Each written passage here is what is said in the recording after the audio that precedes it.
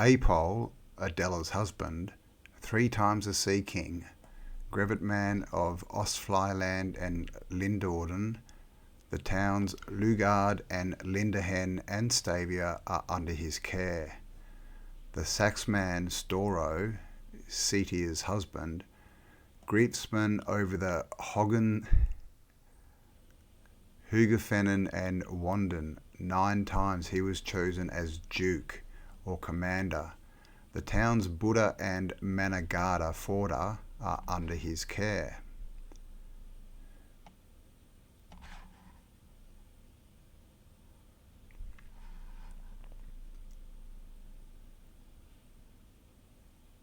This was inscribed upon the walls of Fryersburg in Texland, as well as at Stavia and Medelsblick. It was Friar's Day, and 7 times 7 years had elapsed since Festa was appointed Volksmoder by the desire of Friar.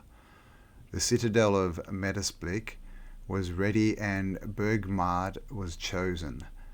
Festa was about to light her new lamp, and when she had done so, in the presence of all the people, Friar called from her watchstar.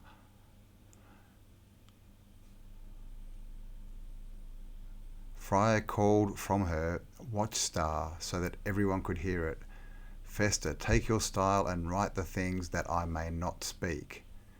Festa did as she was bid, and thus we became Friar's children, and our earliest histories began. This is our earliest history. Warolda, who alone is eternal and good, made the beginning, the commenced. Warolda, who alone is eternal and good, made the beginning. Made the beginning. Then commenced time. Time wrought all things, even the earth. The earth bore grass, herbs and trees, all useful and all noxious animals. All that is good and useful she brought forth by day, and all that is bad and injurious by night. After the 12th Jewel Fest she brought forth 3 maidens. Leda out of fierce heat, Finder out of strong heat, and Friar out of moderate heat. When the last came into existence, Warolda breathed his spirit upon her in order that men might be bound to him. As soon as they were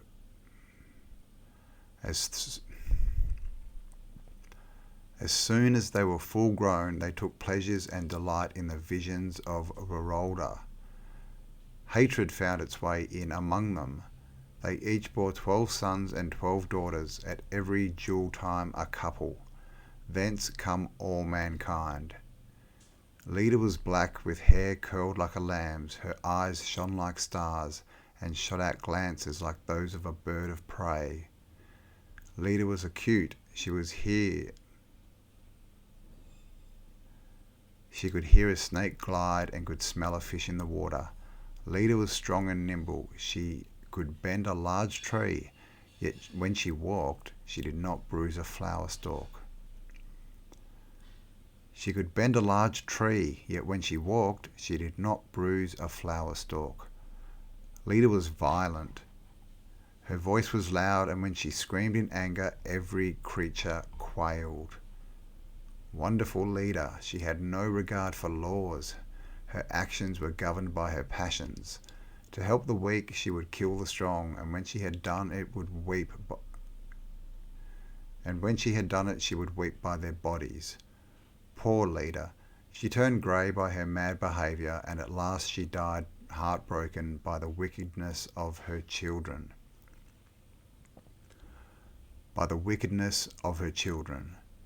Foolish children. They accused each other of their mother's death. They howled and fought like wolves, and while they did this, the birds devoured the corpse. Who can refrain from tears at such a recital? Who can retain from tears at such a recital? Finder was yellow, and her hair was like the mane of a horse. She could not bend a tree, but where Leda killed 1 lion, she killed 10. Finda was seductive. Her voice was sweeter than any bird's. Her eyes were alluring and enticing, but whoever looked upon them became her slave. Finda was unreasonable. She wrote thousands of laws, but she never obeyed one. She despised the frankness of the good and gave herself up to flatterers. That was her misfortune. Her head was too full, but her heart was too vain. She loved nobody but herself, and she wished that all should love her. False Finda. Honey sweet were her words, but those who trusted them found sorrow at hand. Selfish Finda. She wished to rule everybody, and her sons were like her. They made their sisters serve them, and they slew each other for the mastery. Treacherous Finda. One wrong word would irritate her, and the cruelest deeds did not affect her. If she saw a lizard swallow a spider, she'd shudder, but if she saw her children kill a Frisian, her bosom swelled with pleasure. Unfortunate Finda. She died in the bloom of her age, and the mode of her death is unknown. Hypocritical children. Her corpse was buried under a costly stone. Pompous inscriptions were written on it, and loud lamentations were heard at it, but in private not a tear was shed. Despicable people. The laws that Finda established were written on golden tables,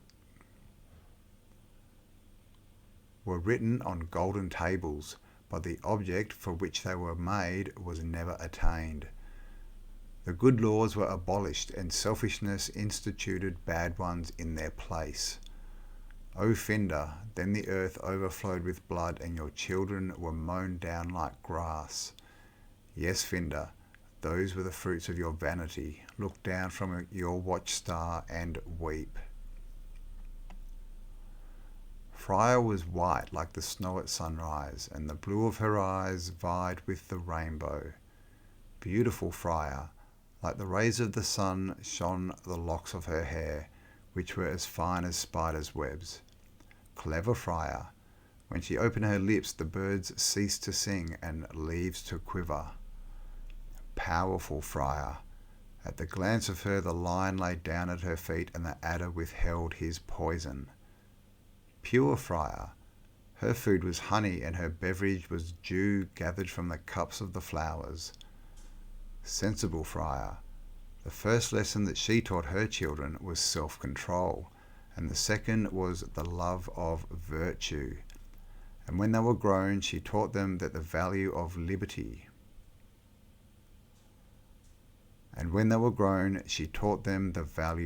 liberty. For she said, without liberty, all other virtues serve to make you slaves and to disgrace your origin.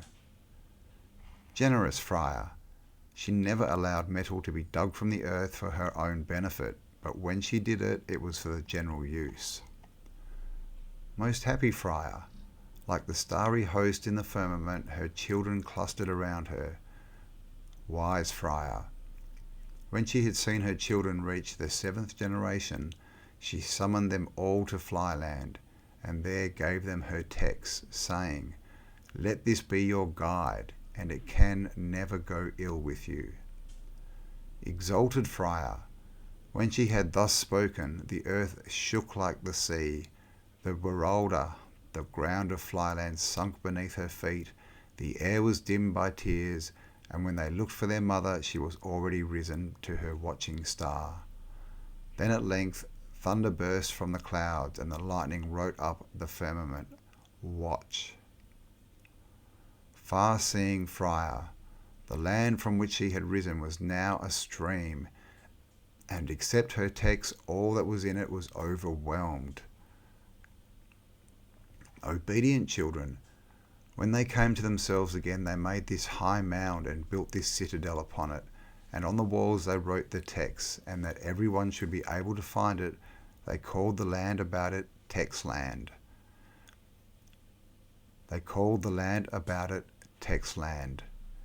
Therefore it shall remain as long as the earth shall be the earth. Friar's text.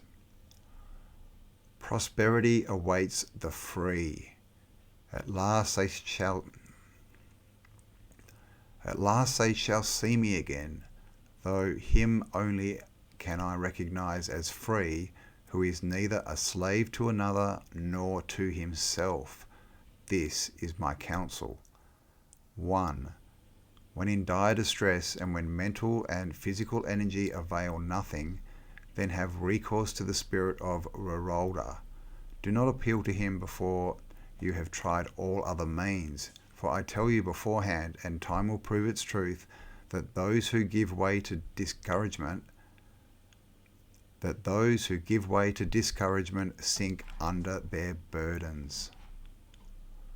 2. The Rorolda's spirit only shall you bend the knee in gratitude, therefore, for what you have received. To Rorolda's spirit only shall you bend the knee in gratitude, thricefold for what you have received, for what you do receive, and for the hope of aid in time of need. You have seen how speedily I have come to your assistance. Do likewise to your neighbour, but wait not for his entreaties. The suffering would curse you, my maidens, would erase your name from the book, and I would regard you as a stranger. 4. Let not your neighbour express his thanks to you on bended knee, which is only due to Rorolda's spirit. Envy would assail you, wisdom would ridicule you, and my maidens would accuse you of irreverence. 5. 4 things are given for your enjoyment: air, water, land, and fire. But Rorolda is the sole possessor of them. Therefore my counsel to you is choose upright men who will fairly divide the labour and the fruits, so that no man shall be exempt from work or from the duty of defence. 6. If ever it should happen that one of your people should sell his freedom, he is not of you, he is a bastard. I counsel you to expel him and his mother from the land. Repeat this to your children morning, noon, and night, till they think of it in their dreams. 7. If any man shall deprive another, even his debtor, of his liberty, then to him let him be to you as a vile slave.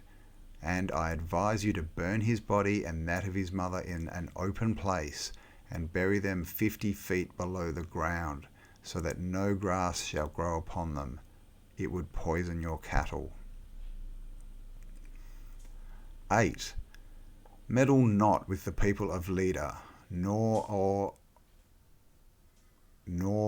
Finder, because Rorolda would help them and injure. 8. Meddle not with the people of Leda, nor of Finder, because Rorolda would help them, and any injury that you inflict upon them would recoil upon your own heads. 7. 3. 9. If it should happen that they come to you for advice or assistance, then it behoves you to help them. But if they should rob you, then fall upon them with fire and sword. If any of them should seek a daughter of yours to be a wife, and she is willing, explain to her her folly. But if she will follow her lover, let her go in peace. If your son wishes for a daughter of theirs to do the same as to your daughter, but let not either one or the other ever return among you. 11. If your son wishes for a daughter of theirs, do the same as to your daughter, but let not either one or the other ever return among you, for they would introduce foreign morals and customs, and if these were accepted by you, I could no longer watch over you. 12. Upon my servant, Faster, I have placed all my hopes. Therefore you must choose her for Eramola. Follow my advice, and she will hereafter remain my servant, as well as all the sacred maidens who succeed her. There shall the lamp which I have lighted for you never be extinguished. Its brightness shall always illuminate your intellect, and you shall always remain as free from foreign domination as your fresh river water is distinct from the salt sea. This has Faster spoken.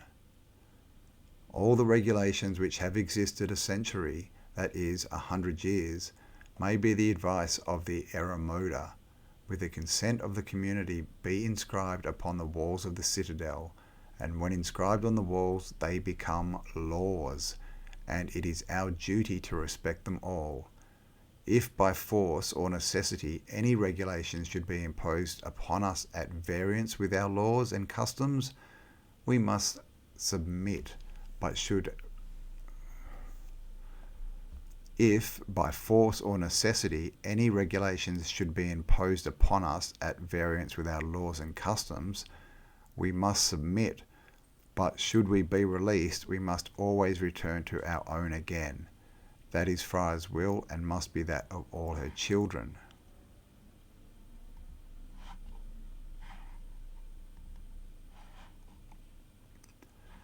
Anything that any man commences, whatever it may be, on the day appointed for Freya's worship, shall eternally fail. For time has proved that she was right, and it is become a law that no man shall, except from absolute necessity, keep that day otherwise than as a joyful feast. And these are the laws established for the government of the citadel. Whenever a citadel is built, the lamp belonging to it must be lighted at the original lamp in Texland, and that can only be done by the mother. Every mother shall appoint her own maidens. She may even choose those who are mothers in other towns. The mother of Texland may appoint her own successor, but should she die without having done so, the election shall take place at a general assembly of the whole nation. The mother of Texland may have 21 maidens and 7 assistants, so that there may always be 7 to attend the lamp day and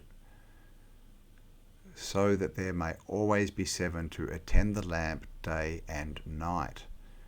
She may have the same number of maidens who are mothers in other towns.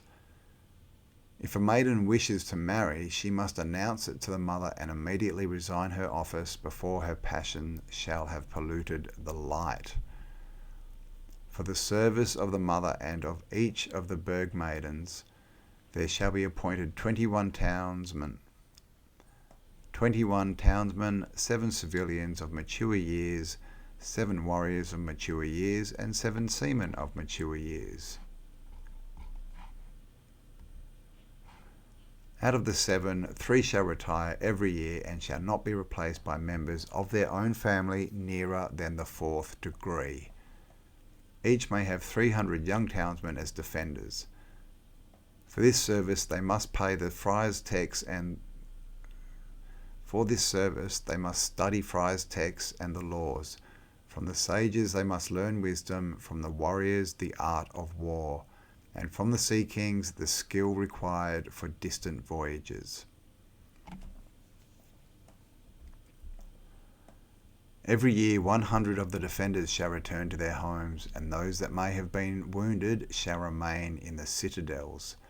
At the election of the defenders, no burgher or grabbit man or other person of distinction shall vote, but only the people. The mother of Texland shall have 3 times 7 active messengers, and 3 times 12 speedy horses. In other citadels each maiden shall have 3 messengers and 7 horses. Every citadel shall have 50 agriculturalists, chosen by the people, but only those may be chosen who are not strong enough to go to war or to go to sea.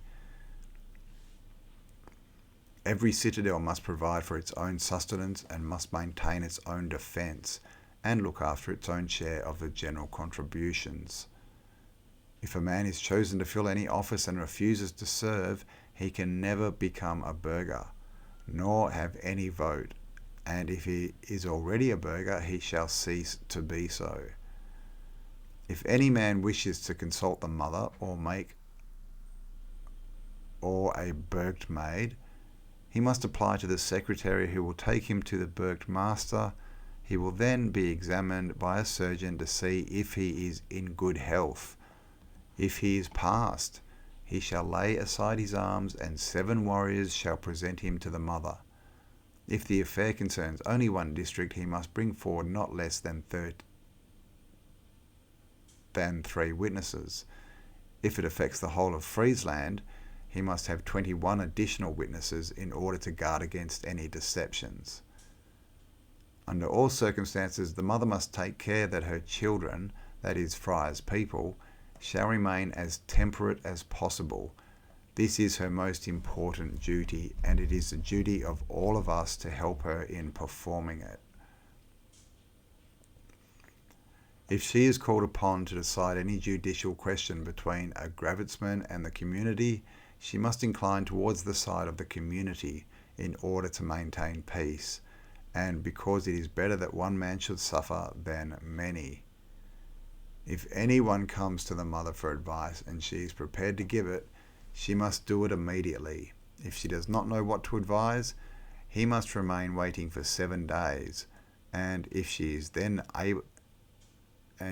then is unable to advise, he must go away without complaining, because it is better to have no advice at all than bad advice. If a mother shall have given bad advice out of ill will, she must be killed or driven out of the land, deprived of everything. If her Bergtherin are accomplices, they are to be treated in a similar manner. If her guilt is doubtful or only suspect, it must be considered and debated, if necessary, for 21 weeks. If half the votes are against her, she must be declared innocent. If 2/3 are against her, she must wait a whole year. If the votes are then the same, she must be considered guilty, but may not be put to death.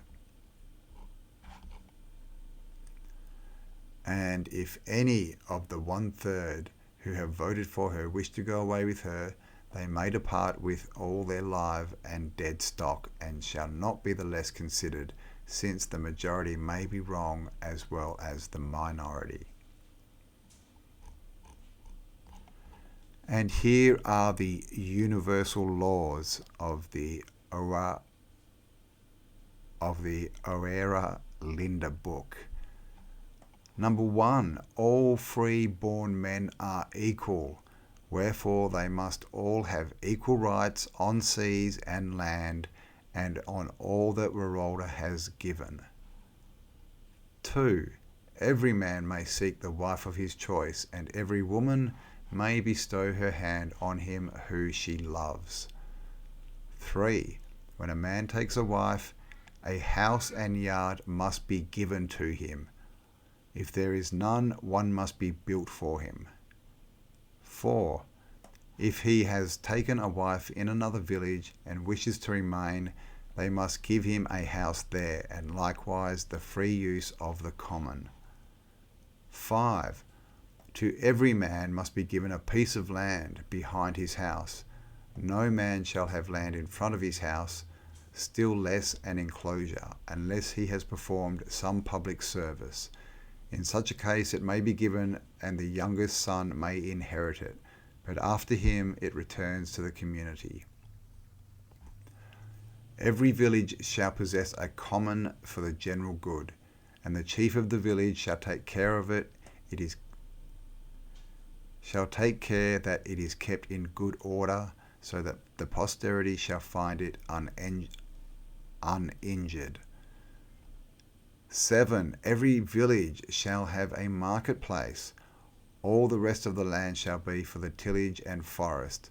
No one shall fell trees without the consent of the community or without the knowledge of the forester. For the forests are the general property, and no man can appropriate them. 8. The market changes shall not exceed 1/12 of the value of the goods, either to natives or strangers. The portion taken for the charges shall not be sold before the other goods.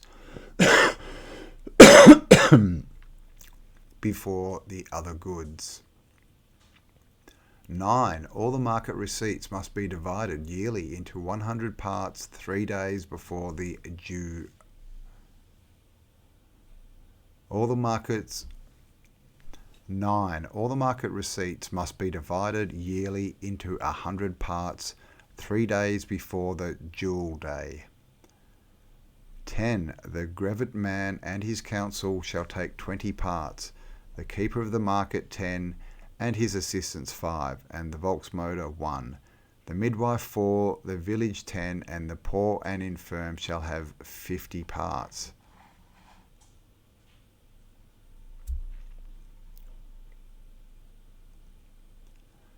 There shall be no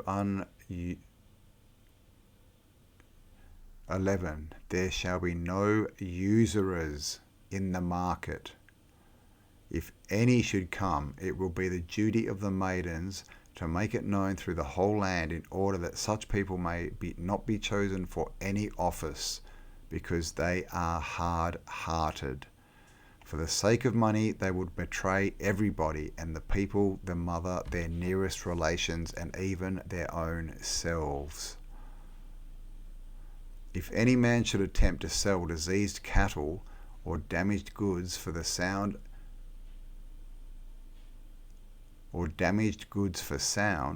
the market keeper shall expel him, and the maidens shall proclaim him through the country. In early times, almost all the Finns lived together in their native land, which was called Outland, and is now submerged. They were thus far away, and we had no wars. When they were driven hitherwards and appeared as robbers, then arose the necessity of defending ourselves, and we had armies, kings, and wars. For all this there were established regulations, and out of the regulations came fixed laws. Here follow the laws of which thus were established. 1. Every Frisian must resist the assailants with such weapons as he can procure, invent, and use. 2.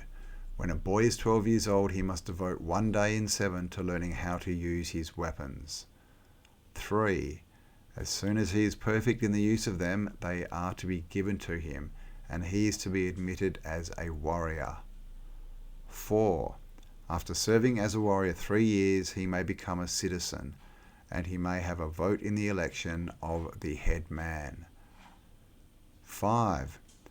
When he has been 7 years a voter, he may then have a vote for the chief or the king, and may be himself elected. 6. Every year he must be re-elected. 7. Except for the king, all other officials are re-eligible who act according to friars' laws. 8. No king may be in the office more than 3 years, in order that the office may not be permanent. 9. After an interval of 7 years, he may be elected again. 10. If the king is killed by the enemy, his nearest relative may be a candidate to succeed him. 11. If he dies a natural death, or if his period of service has expired, he shall not be succeeded by any blood relation nearer than the 4th degree. And 12. Those who fight with arms are not men of counsel. Therefore no king must bear arms. His wisdom must be his weapon, and the love of his warriors his shield.